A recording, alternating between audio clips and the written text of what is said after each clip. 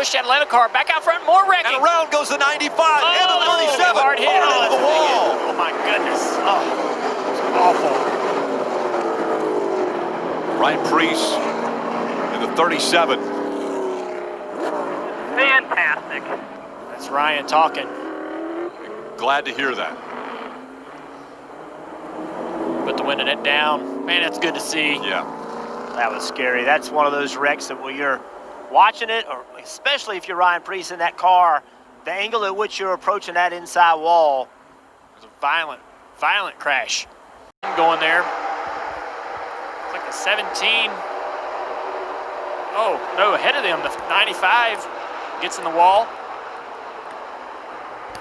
Christopher Bell and Ryan Newman. Looked like Ryan Newman got into, Christopher Bell trying to get up in front of him.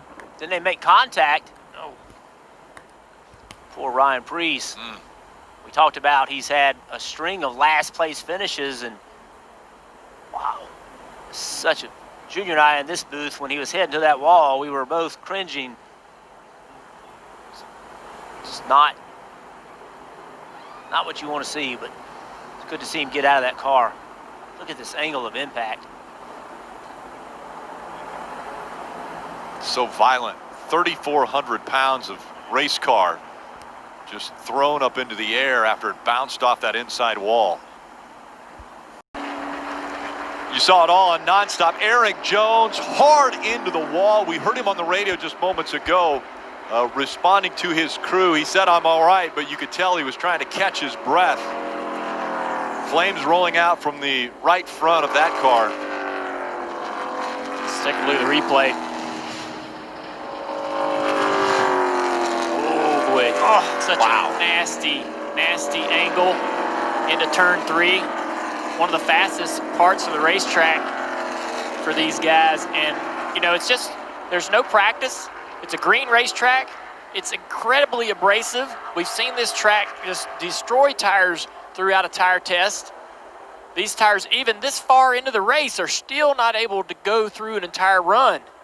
Steve, you talked about it, how this track has grooves in it, and it's like a cheese grater to these tires, and it takes quite a while for this place to work in. There's been no laps on it. Drivers, how scary is that when you see the flames rolling out from under the hood and you're strapped in? My biggest concern isn't the fire, it's that impact. That impact is so, you know, we saw a restart in the craziness, but the control of this race changed on that green flag. Hard into the wall. Denny Hamlin from the lead slams into the wall.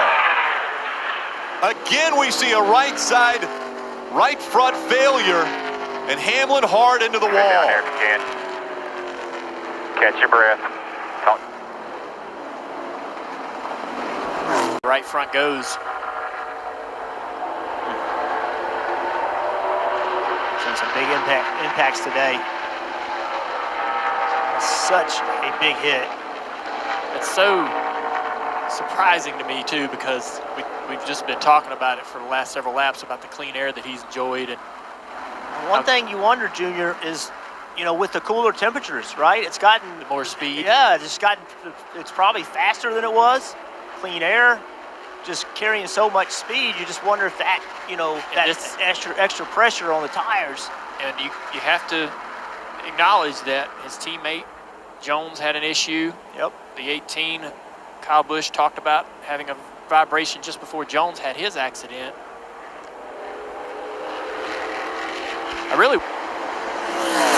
Creed slides high, he's out of the groove. And Hamlin takes advantage, and there's Eckes. The caution is out. Hard into the wall is the 18 of Eckes. It looked like the lap truck, Michael, got Sheldon Creed just a little bit tight. He got just a little bit too high in the traction compound and had to let off, and it's allowed Austin Hill to get by. And it's going to set up NASCAR overtime. Going to go overtime for the 11th time here at Texas. Would you? Oh. All right, explain that one, Jamie. Break that down. Well, there's not much to break down. That looked like there must have been something earlier happen, and that was a retaliation for it. There's really no reason for anyone to do what Ben Rhodes has done to Christian Eckes there. To right rear someone on the straightaway is really not acceptable. Whoa. Look at Zane Smith is able just to slip through there. Need that aggravation because he just didn't get going like he needed to. What a big break that is for Briscoe. He is pulled away, and now trouble. There we go. We said it, guys. Herbst, Hemrick, hard into the inside wall. And the caution is out. And since the leader did not get back to the white flag, we will re-rack him and have double overtime. Ah, man, you hate that for Michael Annette. Whoa. A bit of a block there on, was that A.J. Allmendinger that Herbst attempted to block? Yeah. Oh, man, how close was that for A.J.? Barely missed Daniel Hemrick. That's a big impact on the inside wall.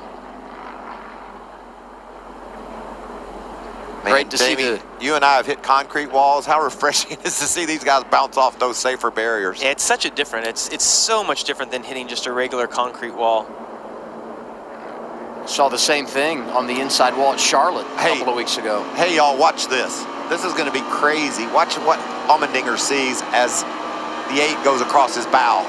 Yeah, and there's nothing intentional right there. He was actually just going to try to push the 18 down the straightaway. We've seen when those two cars get locked together, the momentum that they have. And hey, let's be honest. He's racing for $100 grand, and there's only a few laps to go. Big block there by Herbst, the push from behind. It almost looked like Riley pulled down the block and then was straightening the wheel up at the exact same time that AJ got into to the back of him. And Jones in the outside lane moving to the front, and he pops the wall. Gregson around. Oh my goodness, what a hit for Tommy Joe Martins. Total carnage. Saw Noah Gregson get loose underneath those cars. The rest was history. Justin Hay Get loose right here, moving up the track, across that seam. It's just, the rest is history. Not a lot of damage out of Harrison Burton. I think he'll be okay right there. You can see Justin Haley, his car's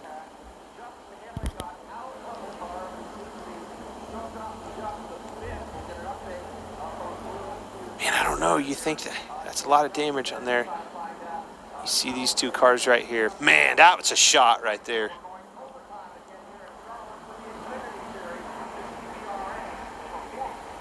I think it knocked his hands off the wheel. He hit so hard right there. Yeah, and I'll tell you, I mean, sometimes we see these wrecks and you think massive impact, and from a driver's perspective, it wasn't that bad, and there's other times they don't look bad on TV, and they really sting. Well, I hit one last night that was You're stung. Yeah, you're stung. And I can tell you right now, that one did too.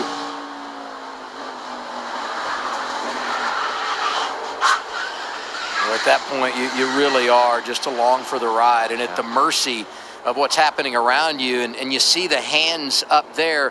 Why not hang on to the steering wheel in that situation? And Newman off turn 4 for the final time. Blaney to the outside, to the inside. Here comes Hamlin up the outside. Wow. Crash into the wall, into the air.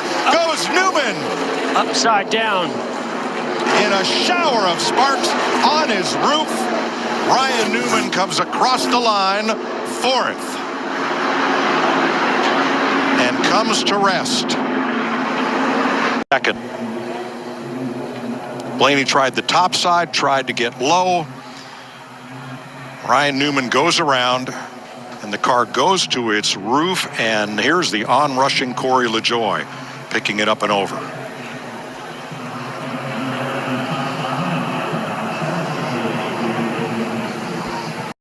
Oh, look at this crash. Oh, no.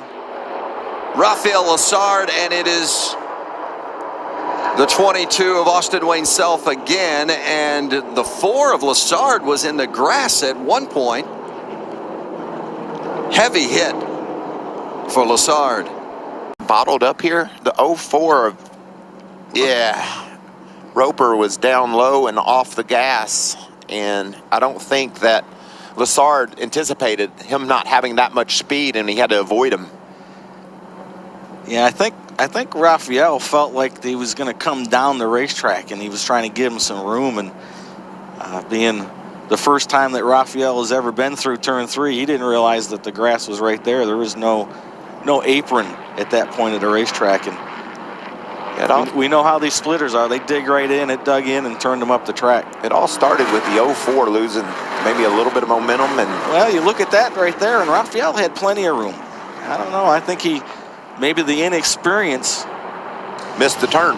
That's got to be a little disappointing. Get a start on the pole and find yourself all the way back. Oh, and now the 45 of Majeski after some contact and a heavy hit.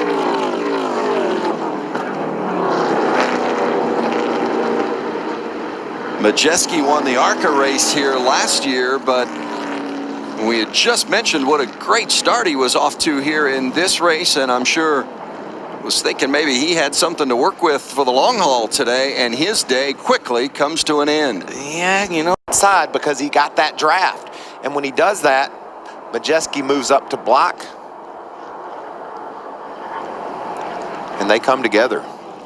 Looked like Enfinger moved down a little, and Majeski, what'd you see, Tom?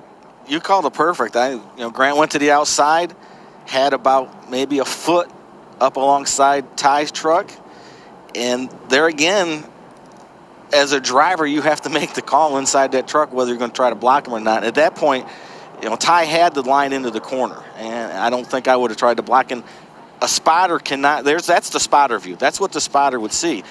You can't make that call for the driver. If he's alongside him, you can say looking outside, maybe outside, but you can't make the call, and it's up to the driver to make that decision. Good for him. Stuck with his plan, right? Everybody was questioning. Big crash. Caution is out, and Austin Cindric, for the first time in 2020, is a winner. He gets it done at Kentucky.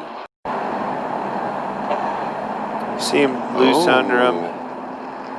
His car on the outside got loose underneath of him, going for him. You're trying to make up time, you're out of time. Jeez, last what lap, a hit. that is a shot right there. That car completely off the ground.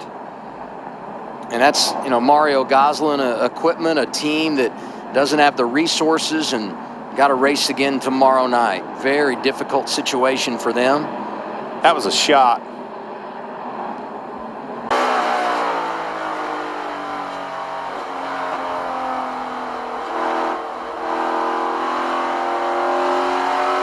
This is earlier in the race. We're going to see on the exit of turn 2 a little bit of contact between the right rear of the 18 and the wall.